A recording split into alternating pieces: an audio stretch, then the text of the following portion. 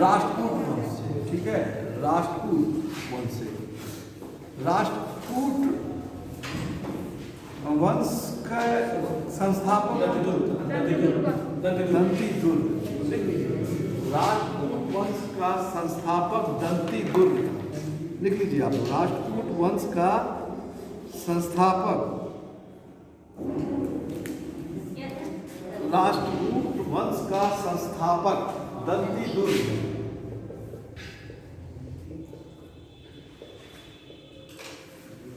ठीक है, ये लोग सामंत थे, यानी अधीन थे। सामंत का मतलब राजाओं को पहले ये अधीन काम करते थे।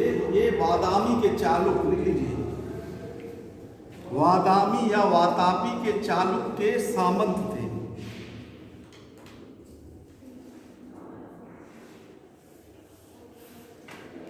सामंत थे, ठीक है, मतलब इनके अधीन शासन करते थे। फिर बाद में इन्होंने एक नए वंश की स्थापना करके अपना शासन स्थापित कर दिया था। सामंत का तात्पर्य क्या होता है? सामंत का तात्पर्य होता है था राजा के अधीन काम करने वाले छोटे छोटे जो अधिकारी गण होते थे या सैनिक होते थे, वो पहले क्या करते थे, राजा के अधीन शासन करते थे। राजा उनको जो है क्या कहते हैं, धन देता, कहने का मतलब है उनको एक वेतन देता था। तो पहले जो वेतन धन से देता था, जब धन की कमी यानी सिक्कों की कमी होने लगी तो वो क्षेत्र या जमीन देने लगा। तो जमीन जो देने के बाद ये लोग क्या किए, अपने को स्वतंत्र कर दिए। राजा को कर नहीं देगा, इन्होंने अपने आप को एक स्वायत्त ऑटोनॉमस एक राज्य की स्थापना कर दी। तो इसीलिए ये पहले सामंत थे, ठीक है, और इन्होंने एक स्वायत्त राज्य की स्थापना करके अपने आप को स्वतंत्र घोषित कर दिया, ठीक है। तो सामंत राजा के अधीन काम करने वाले जो भी अधिकारी एवं सैनिक थे उनको सामंत कहा जाता था। तो इसी प्रकार ये वातापी चालुक के सामंत थे, ठीक है। दंतिदुर्ग ने स्थापना की थी। दंतिदुर्ग ने एक यज्ञ का आयोजन किया था, ठीक है, उस यज्ञ का नाम था हिरण्यगर्भ। ये उज्जैन में, लिख लीजिए, बहुत इंपॉर्टेंट है। दंतिदुर्ग ने उज्जैन में हिरण्यगर्भ नामक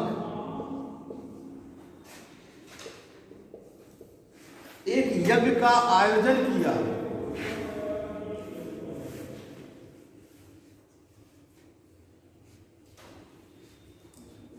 जिसमें प्रतिहार शासकों ने द्वारपाल का काम किया। प्रतिहार शासक ने द्वारपाल का कार्य किया।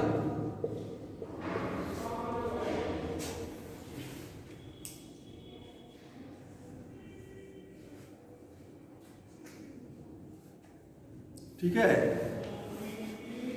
द्वारपाल का मतलब दरबार, बाहर। प्रतिहार शासक थे, इनके दरबारी के मतलब बाहर जो है, जो दरबार क्या कहते हैं, देख रेख करते थे, ठीक है, द्वार पे जो रक्षा करने के लिए खड़े होते थे, ठीक है, प्रतिहार वंश के शासकों ने। दंतिदुर्ग के बाद एक आपको एक शासक बहुत इंपॉर्टेंट हुआ, कृष्ण प्रथम। कृष्ण प्रथम को इतिहास में इसलिए जाना जाता है कि उन्होंने एलोरा में कैलाश, लिख लीजिए, राजपूत वंश के शासक कृष्ण प्रथम ने राष्ट्रकूट वंश,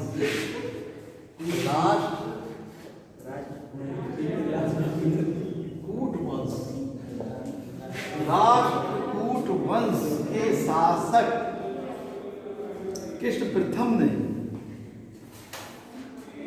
एलोरा में कैलाशनाथ मंदिर का निर्माण कराया।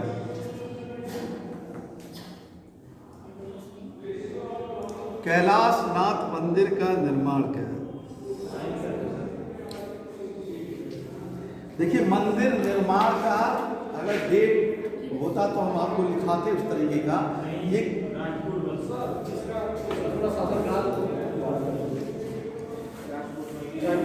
देखिए, दंतिदुर्ग का लिख लीजिए 752 ईस्वी में गद्दी पर ये बैठा और लगभग 752 से 756 ईस्वी तक शासन किया।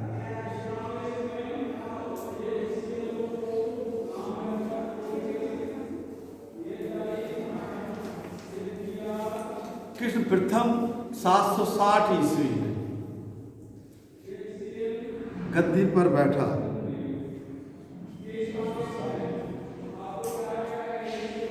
ठीक है, इसका काल कहाँ तक है ये बहुत क्लियर नहीं है कि 760 में आप लिख लीजिए गद्दी पर बैठा था वो कृष्ण प्रथम। ठीक है, इसके बाद कृष्ण प्रथम के बाद ध्रुव शासक बना। इसका काल हम आपको लिखाते हैं 793 से 814 तक। ध्रुव ये गद्दी पर बैठा 793 ईस्वी से 814 ईस्वी।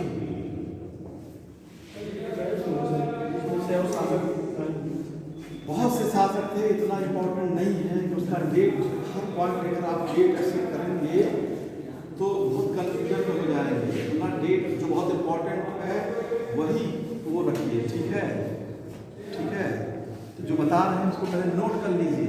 ठीक है, हमने बताया ध्रुव प्रथम। ठीक है, डेट है होना चाहिए, इम्पोर्टेंट है। नहीं तो काफी सारी चीजें पूछ लेता है बीच वाली जो जी जी जो बीच के साथ शासक है उनसे भी कोई से नोट कर सकता है। हाँ, तो सिलेबस में चाहिए देखिए है और यूपीएससी हमेशा नई चीजें जो है थोड़ा सा निकालता है सिलेबस से नई चीजें। हाँ, सही आप कह रहे हैं कि डेट है, लेकिन कई शासक हुए ना, 5-6, इसी तरह 100 शासक है। अगर आप उसका डेट ही वो करते रहेंगे जो इम्पोर्टेंट उसको आप समझ लीजिए, उसी का डेट लिखाया जाएगा, तो बहुत इम्पोर्टेंट है। ध्रुव क्यों इम्पोर्टेंट है? क्योंकि उसने उत्तर भारत, थोड़ा ध्यान से सुनिए हमारी बात को। आपने कृष्ण प्रथम बोला है ना, कृष्ण प्रथम लिखे तो ये कहेंगे नहीं नहीं, कृष्ण प्रथम जी, हम जो बता रहे हैं उसको ध्यान से सुनिए। हाँ, सही बात है। तो थोड़ा सा शांति से सुन लेंगे तो फिर आप क्वेश्चन पुटअप करिए। कृष्ण प्रथम हम अब सब लिख भी दे रहे हैं, कृष्ण प्रथम फर्स्ट। ठीक है, जहाँ पे प्रथम आएगा वहाँ प्रथम लिखेंगे, अगर जहाँ नहीं आएगा तो जहाँ जैसे ध्रुव आया है, ध्रुव का नाम आया है। ध्रुव को इतिहास में इसलिए जाना जाता है कि ध्रुव ने उत्तर भारत में क्या कहते हैं राजपूत वंश का पहला शासक था जिसने उत्तर भारत के युद्ध में भाग लिया। लिख लीजिए, ध्रुव पहला शासक था जिसने उत्तर भारत के युद्ध में भाग लिया एवं पाल वंश धर्मपाल को पराजित किया।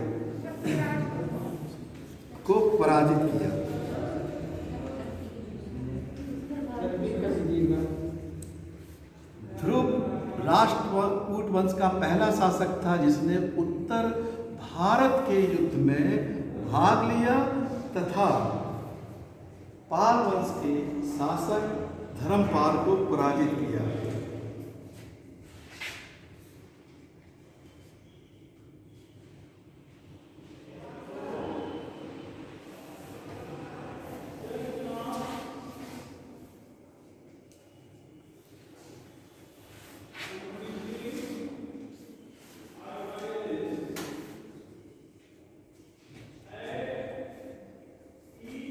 अब इसके बाद गद्दी पर बैठता है गोविंद तृतीय।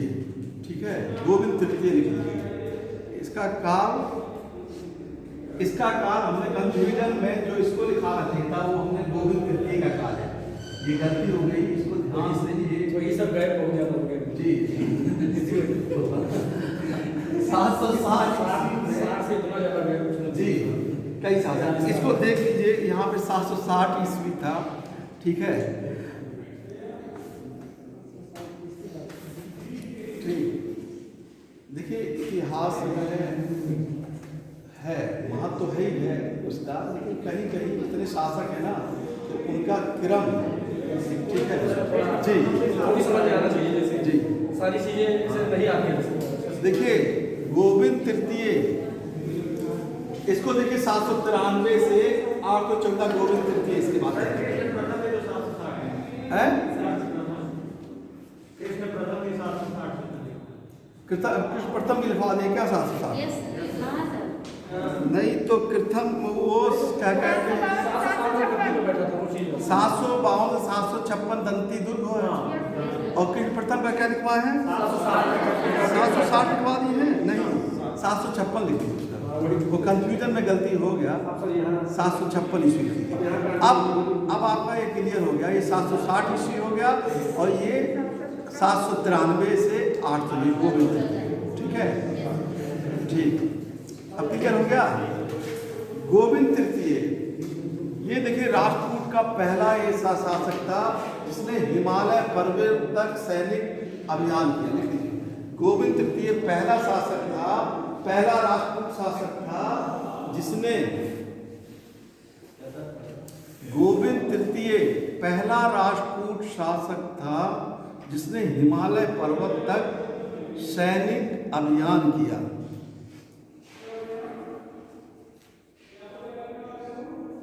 जिसका उल्लेख संजन ताम्रपत्र से मिलता है। जिसका उल्लेख संजन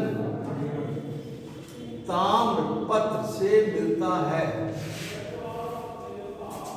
ये ताम्रपत्र इसी को जैसे आप लोग कहते हैं अभिलेख क्या होता है इसी ताम्रपत्र पे जो लेख लिखा गया है इसी को अभिलेख कहते हैं। चाहे वो पत्थर पे लिखा हो चाहे सिक्के पे लिखा हो चाहे ताम्रपत्र पे लिखा हो इसी को अभिलेख कहते हैं। तो इसी से पता चलता है कि वो पहला शासक था जिसने ठीक है गोविंद तृतीय ने प्रतिहारों से मालवा जीता। ठीक है मालवा कहाँ है मध्य प्रदेश। प्रतिहारों से मालवा जीता।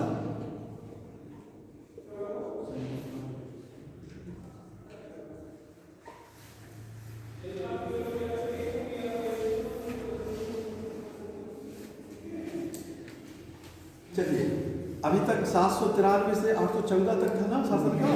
अब गद्दी पर बैठता है अमोद वर्ष। अमोद वर्ष लिख दे रहे हैं अमोद वर्ष ये 814 से 876 ईस्वी तक।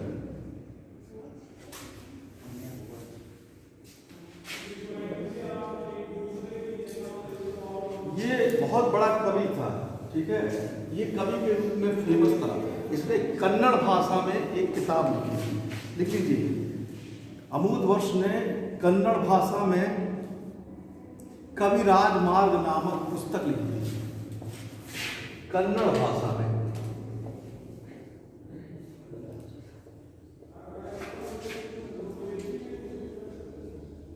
कविराज मार्ग नामक पुस्तक लिखी थी।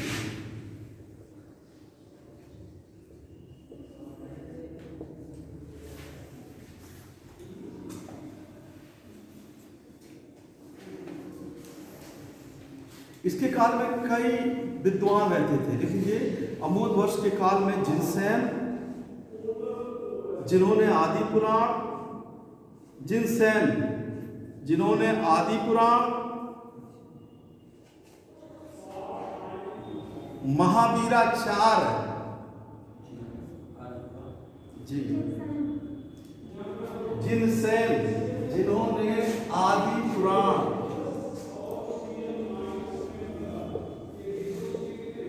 महावीराचार्य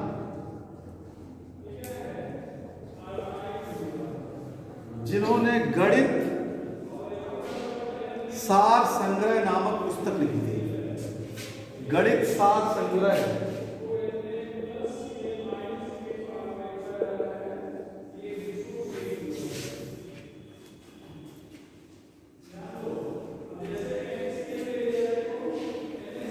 अमोद वर्ष जैन धर्म का अनुयायी था। लिख लीजिए बहुत इंपॉर्टेंट है।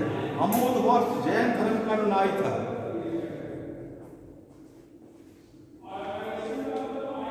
जैन धर्म का अनुयायी था।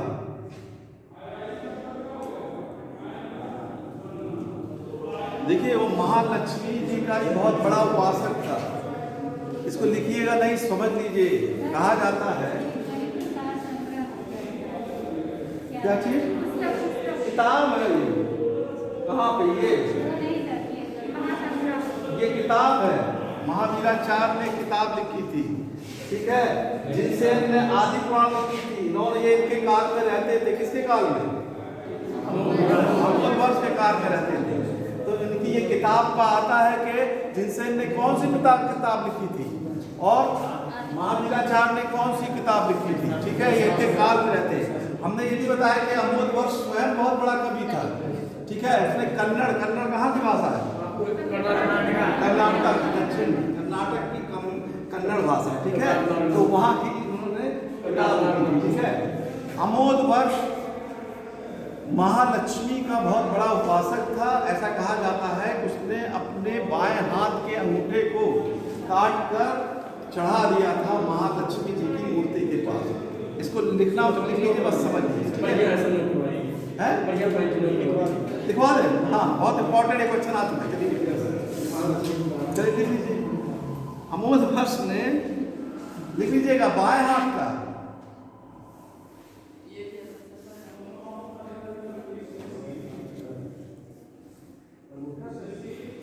बाएं हाथ की उंगली लिख लीजिए। अंगूठा का साथ नहीं मिला है हमारे मुंह से, अंगूठा चले, उंगली लिख लीजिए। बाएं हाथ की उंगली को काट कर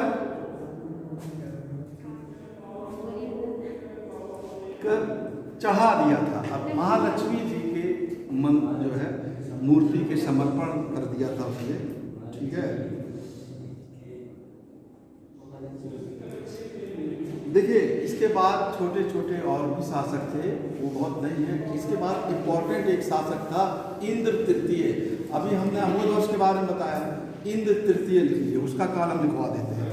इंद्र तृतीय 916 से 929 ईस्वी, 916 से 929 ईस्वी। इंद्र तृतीय अरब का एक यात्री था जिसका नाम था अल-मसूदी, वो इसके काल में आया था। अरब का यात्री अल-मसूदी,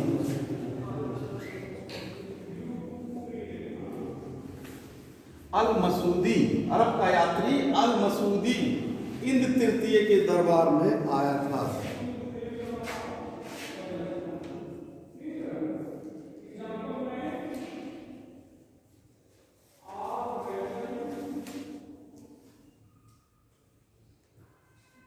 अल-मसूदी ने राष्ट्रकूट वंश के बारे में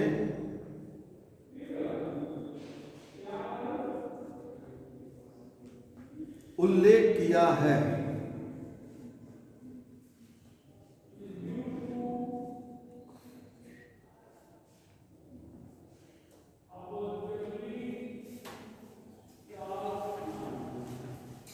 ठीक है, इसके बाद भी एक आध शासक बैठे, लेकिन इंपॉर्टेंट शासक था कृष्ण थर्ड, कृष्ण तृतीय।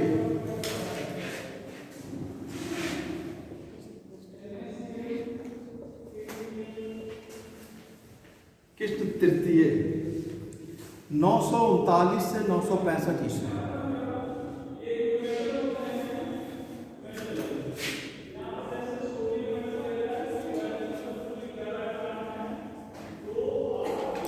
इसने एक उपाधि धारण की थी अकाल वर्ष। कृष्ण तृतीय ने अकाल वर्ष की उपाधि धारण की। अकाल वर्ष की उपाधि, अकाल वर्ष की उपाधि किसने? कृष्ण तृतीय ने धारण की थी।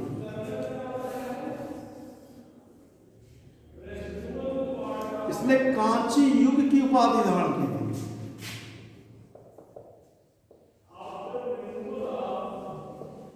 कांची युग की उपाधि धारण की थी।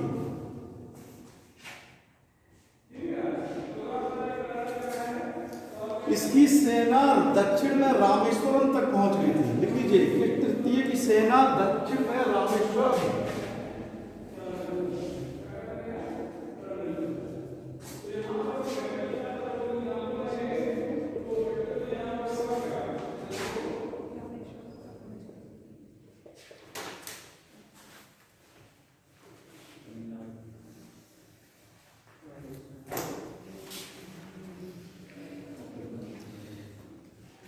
इसके काल में भी एक विद्वान निवास करते थे पौन में, जिन्होंने शांति पुराण लिखे थे। लिखिए तृतीय के काल में पौन में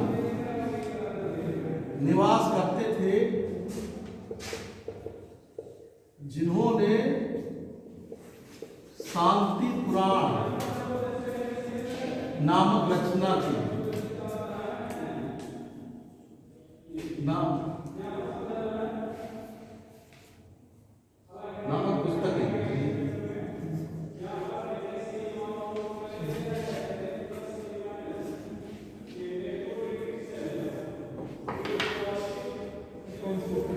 ठीक है, कौन निवास करते थे? ठीक है, शांति पुराण, कौन शांति पुराण नामक पुस्तक लिखी थी। ठीक है, इस वंश के अंतिम शासक कर्क द्वितीय को, इस वंश के अंतिम शासक कर्क सेकंड को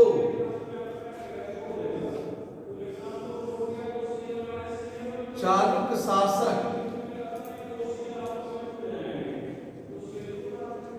तेलप सेकंड द्वितीय ने पराजित कर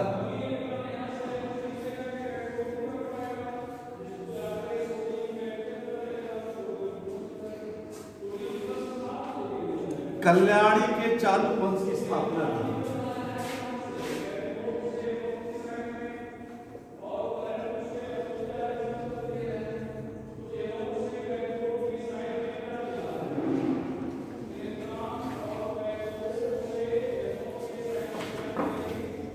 लिख लिया?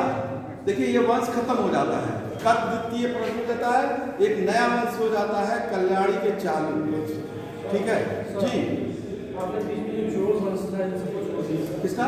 चोल जो वंश था, चोल शासक थे। अभी चोल वंश बताएंगे, इसमें बीच में नहीं। एक मिनट सतना का सुनिए।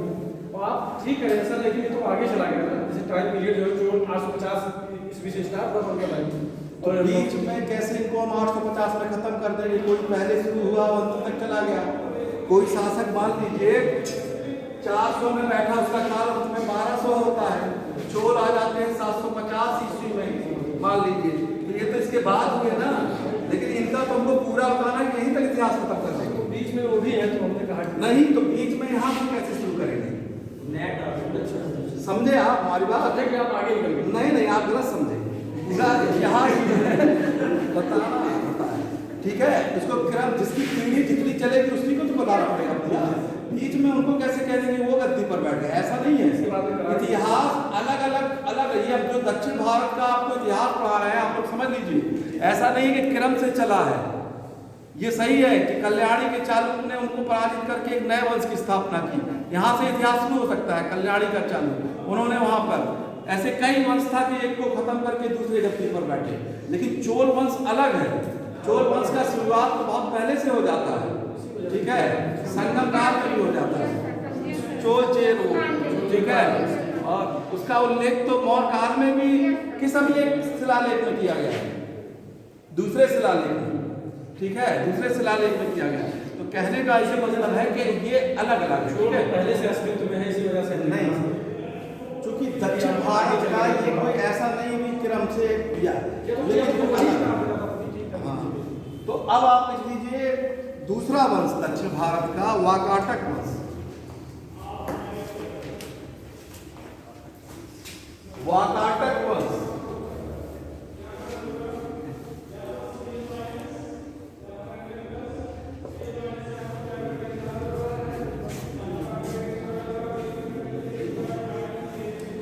देखिए, वाकाटक वंश की स्थापना बिंद शक्ति ने की।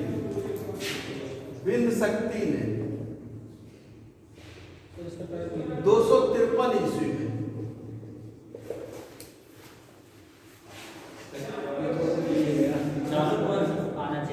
ये तो कैसे गया सर? आप पहले इसको लिख लीजिए आप लोग, तब हम बताते हैं आपको। लिखिए आप इसको, वाकाटक वंश की स्थापना 253 ईस्वी में बिंद शक्ति ने की। ठीक है,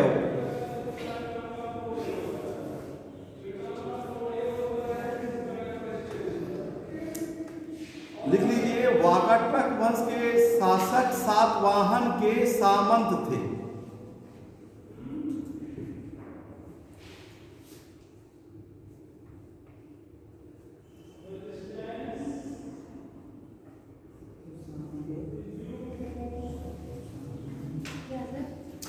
वाकाटक वंश के शासक सातवाहन वंश के सामंत थे।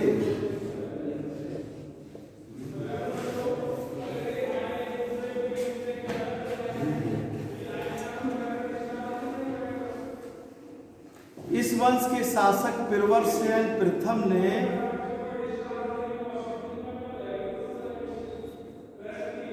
चार अश्वमेध यज्ञ, इस वंश के शासक पिरवरसेन प्रथम ने चार अश्वमेध यज्ञ तथा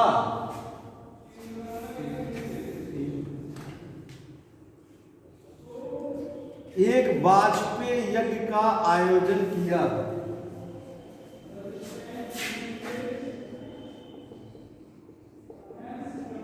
वाजपेय यज्ञ मालूम है क्या होता है?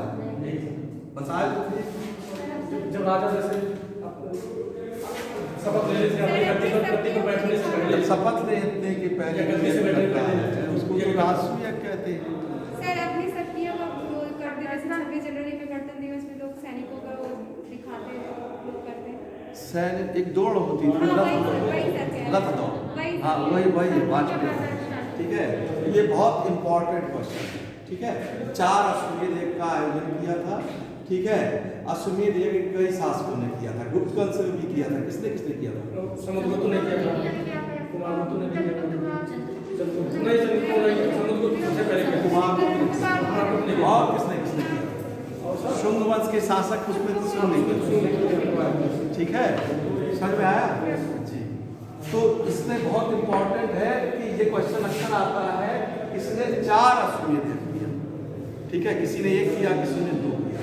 तो ये बहुत इंपॉर्टेंट है, चार अश्वमेध यज्ञ का किया। ठीक है, लिख लीजिए पिरवरसेन, हाँ लिख लीजिए। फिर वो इस क्या कहते हैं, वाकाटक वंश के शासक रुद्रसेन द्वितीय ने महाभैरव की उपाधि धारण की।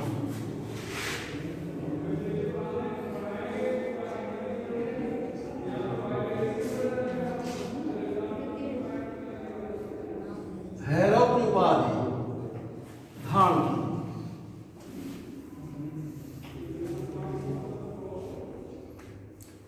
लिख लीजिए, वाकाटक वंश के एक शासक पिरवरसेन द्वितीय ने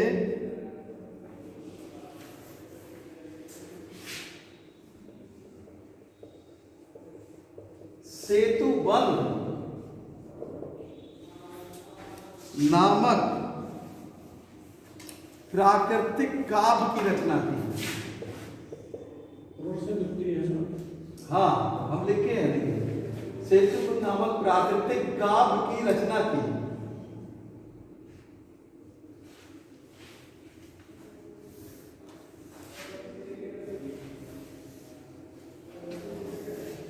पिरवरसेन द्वितीय ने परम भागवत की उपाधि धारण की।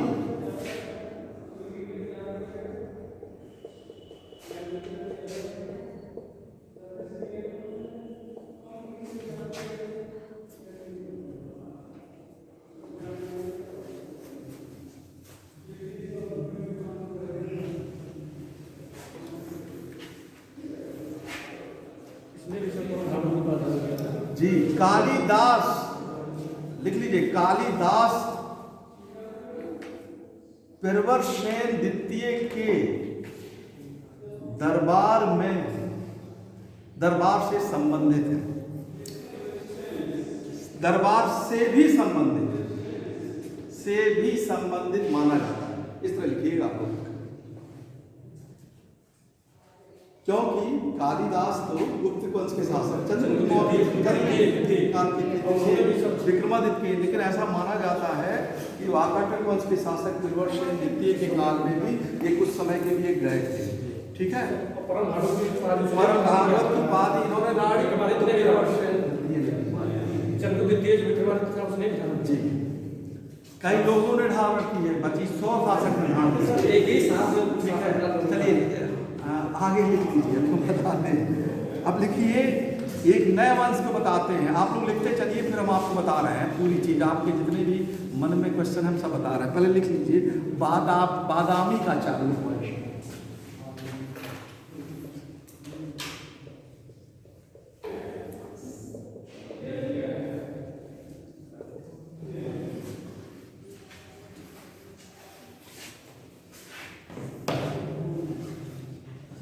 इस वंश को पूर्वकालीन पश्चिमी चालुक्य वंश भी कहा जाता है। इस वंश को पूर्वकालीन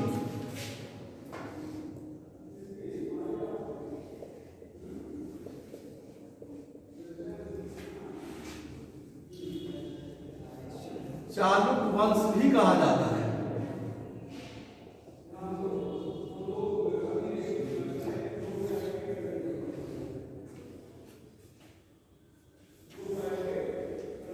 इस वंश की स्थापना पुलकेशिन प्रथम ने की थी।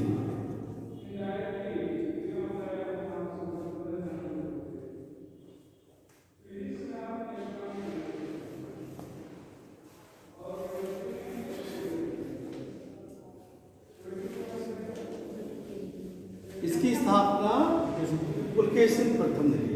इस वंश के शासक मंगलेश ने परम भागवत की उपाधि धारण की थी। इस वंश के शासक मंगलेश ने परम भागवत की उपाधि धारण की थी। इस वंश के शासक मंगलेश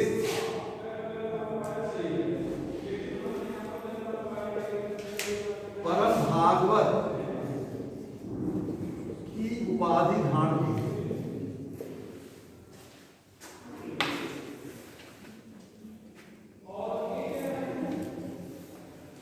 इस वंश के शासक पुलकेशिन द्वितीय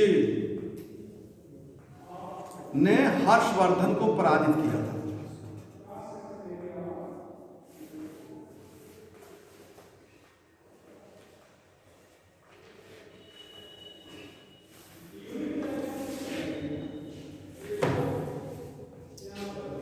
हजारों, इसको लिख लिया हो तो लिख दीजिए, हजारों युद्ध को जीतने के कारण पुलकेशिन द्वितीय ने परमेश्वर की उपाधि धारण की।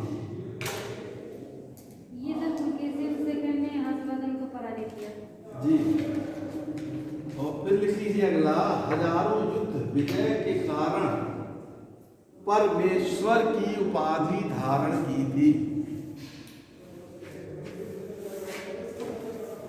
सर यही बात पूछ रहे थे। तो आप बिल्कुल सही पूछ रहे थे, लेकिन इसको लिखाने का समय अब आया है।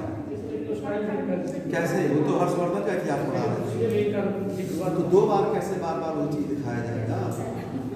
हर्षवर्धन के काल में भी यही लिखा है। अभी हम नहीं बताते हैं कि जो इम्पोर्टेंट था, ठीक है, लेकिन इन्होंने हर्षवर्धन को तो पराजित कर दिया, लेकिन ये खुद पराजित हो गए थे। पल्लव वंश के एक शासक जिनका नाम था नरसिंह वर्मन प्रथम, उन्हीं ने इनको पराजित कर दिया था। किसको? पुलकेशिन द्वितीय को पराजित कर दिया था। तो लिख लीजिए, पल्लव वंश के शासक नरसिंह वर्मन प्रथम से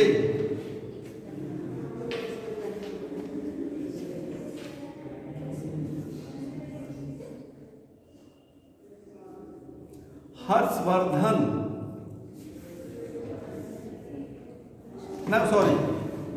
पुलकेशिन द्वितीय की पराजय हुई।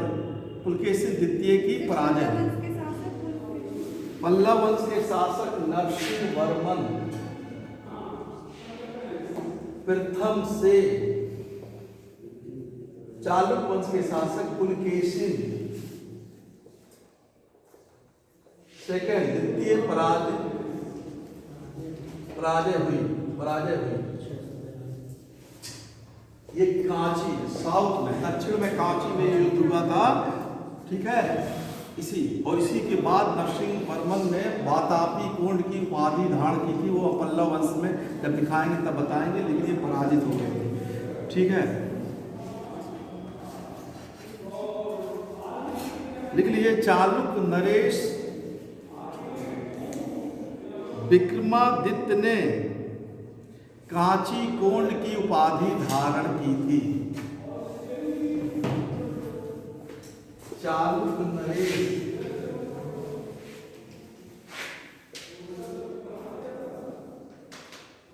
कांची कोंड की उपाधि धारण की थी।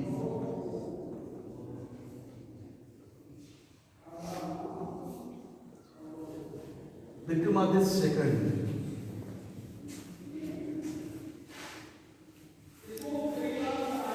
ये देखिए चालुक्य वंश का बादामी चालुक्य हो गया। ठीक है, अब और एक चालुक्य वंश आता है। देखिए कई चालुक्य वंश हैं दक्षिण में। अब आता है कल्याणी के चालुक्य वंश।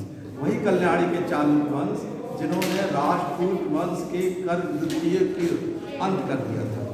अब आता है कल्याणी के चालुक्य वंश। लिख लीजिए, कल्याणी के चालुक्य वंश।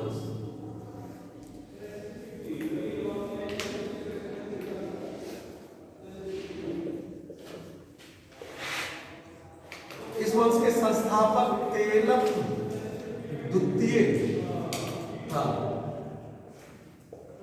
इस वंश का संस्थापक तेलप द्वितीय था।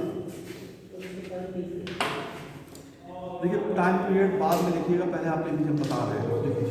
तेलप द्वितीय ने परमार वंश के शासक मुंज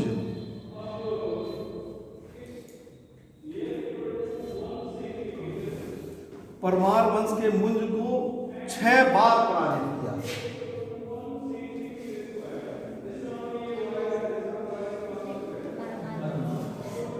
मुंज को 6 बार पराजित किया।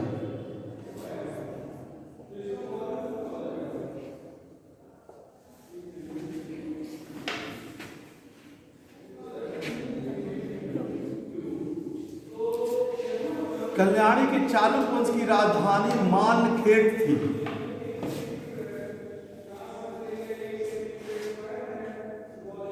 मानखेड़ थी।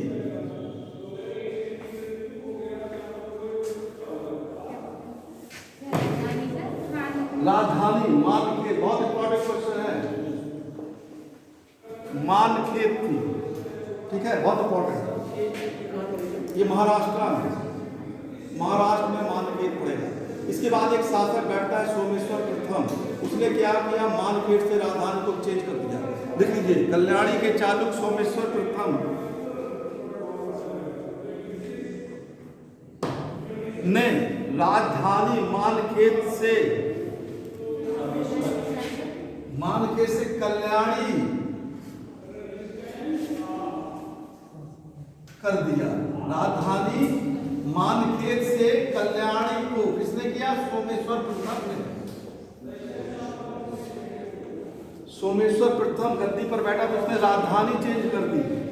ठीक है,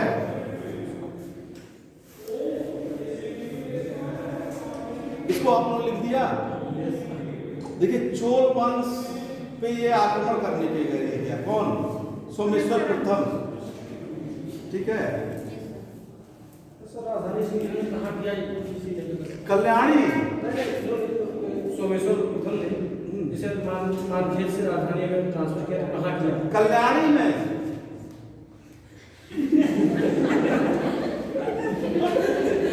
तभी तो कल्याणी के चालुक्य वंश कहा जाता है जी। मानखेड़ महाराष्ट्र में, उसके दक्षिण में थोड़ा सा राजधानी चेंज करके कल्याणी आप पहले लगवा दिए जी। तो अभी लिख लीजिए, फिर बताते हैं। सोमेश्वर प्रथम, अब थोड़ा सा ध्यान सुनिए, इसको आप लोग सुन लीजिए। सोमेश्वर प्रथम, ये बहुत इंपॉर्टेंट क्वेश्चन भी है।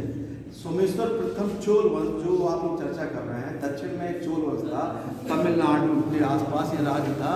वहाँ पर सोमेश्वर प्रथम आक्रमण करने के लिए जाता है, लेकिन वो चोल वंश के एक राजा से हार जाता है। हारने के बाद वो क्या करता है, आत्महत्या कर लेता है। तुंगभद्रा एक नदी दक्षिण में बहती है, उस नदी पे कूदकर वो आत्महत्या कर लेता है। लिख लीजिए, सोमेश्वर प्रथम चोल वंश के शासक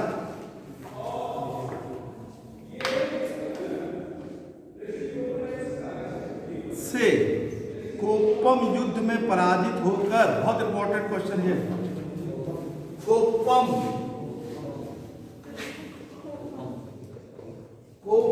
युद्ध में पराजित होकर तुंगभद्रा नदी में डूबकर आत्महत्या कर लेता है।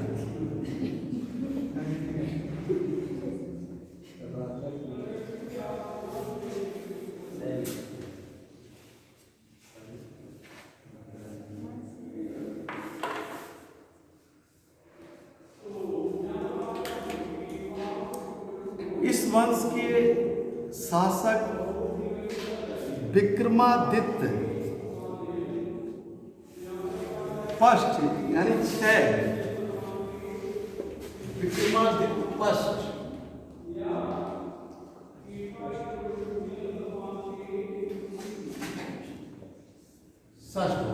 यानी 6 ने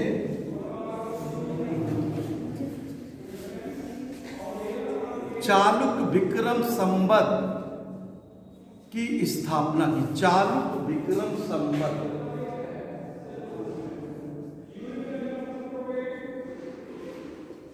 की स्थापना की।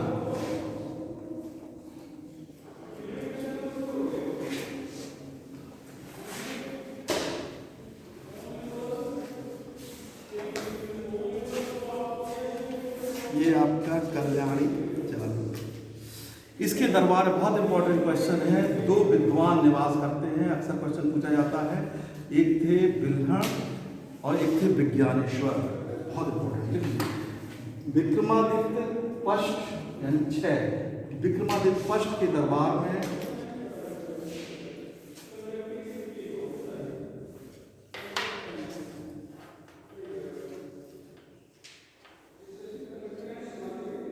बिल्हण, जिन्होंने विक्रमांक देव चरित, बिल्हण जिन्होंने विक्रमांक देव चरित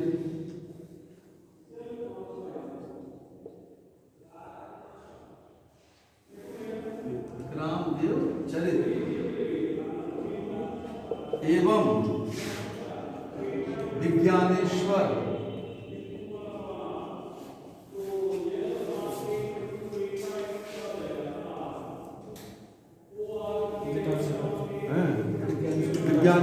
निवास करते थे। ठीक है, हाँ लिख लीजिए। विज्ञानेश्वर जिन्होंने मिताक्षरा नामक पुस्तक लिखी, निवास करते थे। मिताक्षरा विक्रमांक देव, इसको विक्रमांक देव है चरित्र, विक्रमांक देव चरित्र और मिताक्षरा नामक पुस्तक लिखी। ये इनके दरबार में रहते थे। ठीक है, इस वंश के शासक सोमेश्वर तृतीय ने मानसोल्लास नामक, बहुत इंपॉर्टेंट है, इस वंश के शासक सोमेश्वर तृतीय ने मानसोल्लास नामक शिल्प शास्त्र की पुस्तक की रचना की।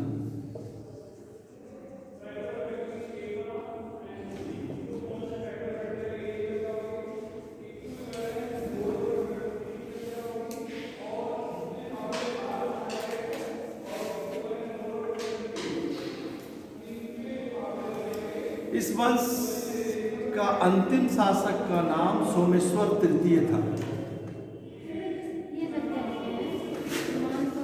नामक शिल्प शास्त्र, शिल्प शास्त्र का मतलब होता है जहाँ पे निर्माण कला, यानी कि कैसे इमारतों का निर्माण कराया जाता है। इस पुस्तक में उसका उल्लेख है। बहुत ही इंपॉर्टेंट किताब है और कंपटीशन में अक्सर इस क्वेश्चन को पूछा जाता है।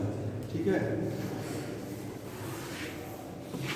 अब आपका आता है, ठीक है, इसको बंद कर दीजिए, बंद कर दीजिए।